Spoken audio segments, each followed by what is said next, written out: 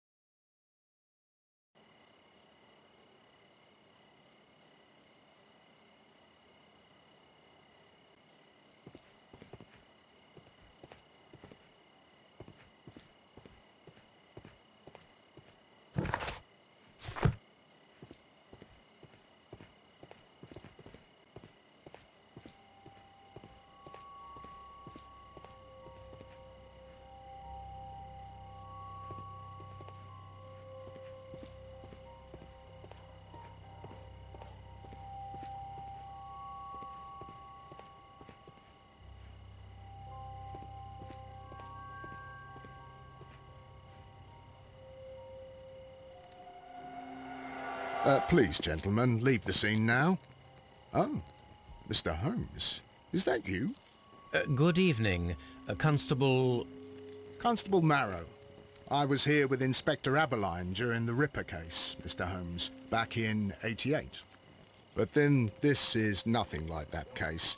With this one, we've got the murderer, the weapon, and the statements, which speak for themselves. Of course, Marrow. But you know that appearances can sometimes be deceiving. Who were the victims? The 2 men here, both shot. The stab fellow was Brian Vacati, a well-known ruffian. The other, Kenneth Butler, a jeweller by trade. You spoke of statements. You have witnesses? Well, I was there, so I gave my own statement. And then there were 2 other witnesses who said they saw the killer Chapman. Mr. Turner, a gentleman who lives in that flat over there. And Polly Powell, a flower seller, who was over at the far side of the street. So, Constable Marrow, I should be delighted to hear your testimony. I was standing at the north side of Half Moon Street. That was the side that you came from. But you would have been unable to observe this part of the street, where we are standing now. That is correct. But I saw the two victims slowly enter Half Moon Street, and then shortly after, the fireworks started. A few minutes after that, the fellow Chapman rushed towards me and ran into Half Moon Street. Please continue.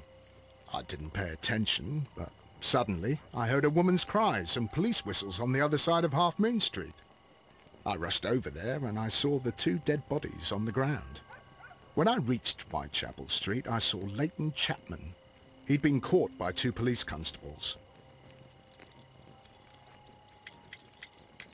What were the fireworks in honour of, Constable? Well, today's Queen Victoria's birthday, Mr. Holmes.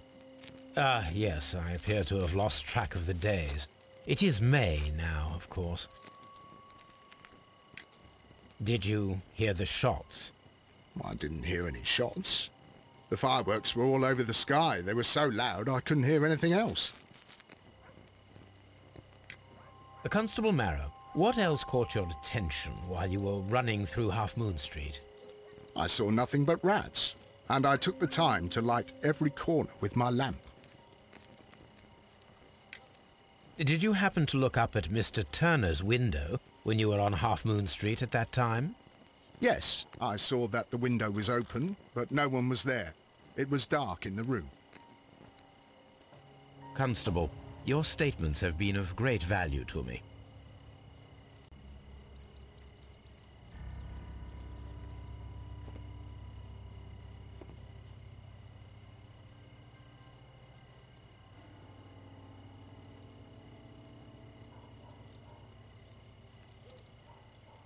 A tattoo from Westgate Prison. Vacati must have done some time there.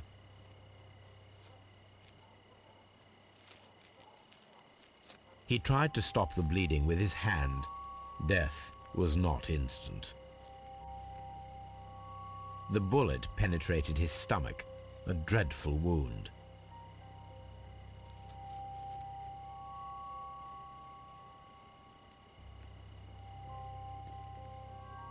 Brian Vacati suffered greatly. What a terrible way to die.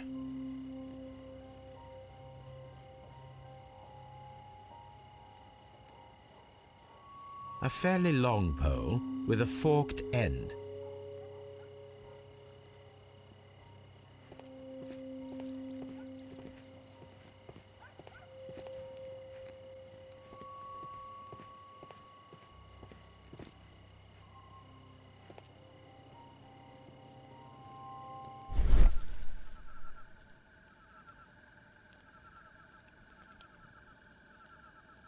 A piece of wood that has stuck between the cobblestones. Let us take a closer look.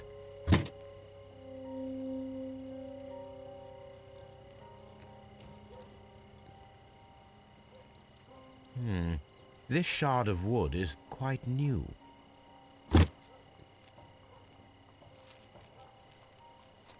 The bullet struck his head. This man didn't stand a chance.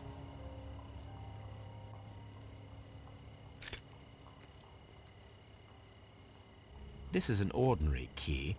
I wonder what kind of door it opens.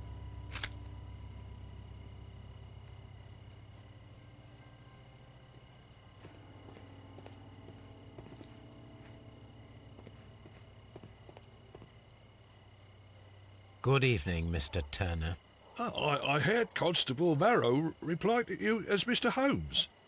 Are you that detective gentleman? I've heard of you. And well, I know things about this evening. Excellent. Might we hear your story?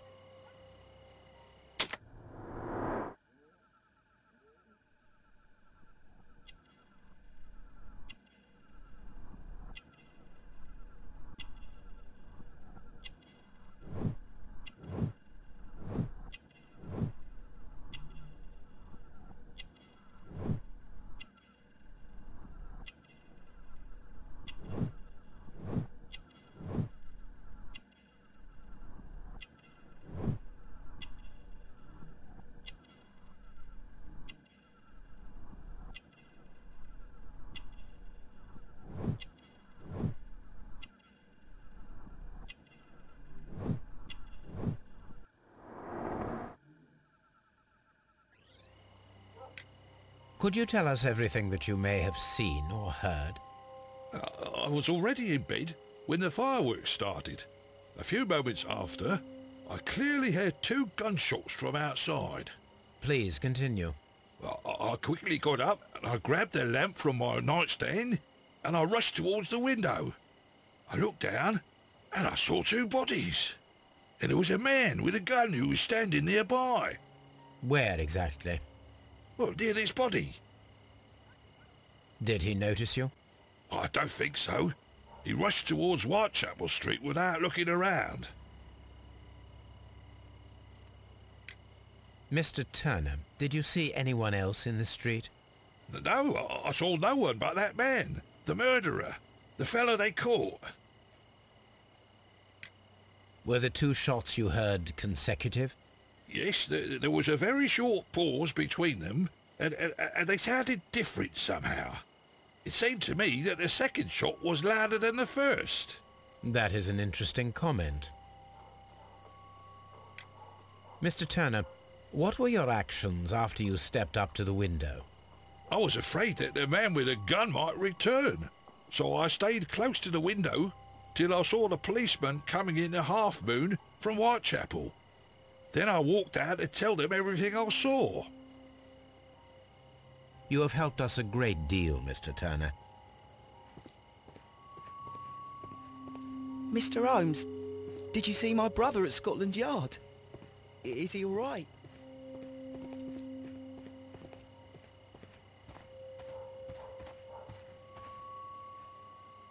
Mrs. Howell? What do you want? My name is Sherlock Holmes. I'm assisting the police with their investigation of the crime that took place this evening. Well, I've already gave my testimony, but very well. Could you tell us everything that you may have seen or heard? Yes. I was selling my flowers as usual, and then the fireworks began, in honour of Queen Victoria. I enjoyed those. But then, all of a sudden, a young lad ran out of Half Moon Street and stopped just by me. He had a gun in his hand. He was like a ghost, and all covered in blood. It was dark, but I could see him, because of the flashes from the fireworks. And then? I screamed as loud as I could. I knew that a policeman should be on duty in the vicinity. He had no time to escape. 2 constables got him. Then another constable came out from the very same street, and I heard him talking of a horrible murder. Mrs. Powell, did you hear the gunshots? I'm not sure. You know, what with the fireworks? Did you see anyone else leaving Half Moon Street, prior to or at the time of the crime? No, sir, I did not. Even with all the fireworks, I was very attentive, as I'm always on the lookout for customers. My thanks to you, Mrs. Powell.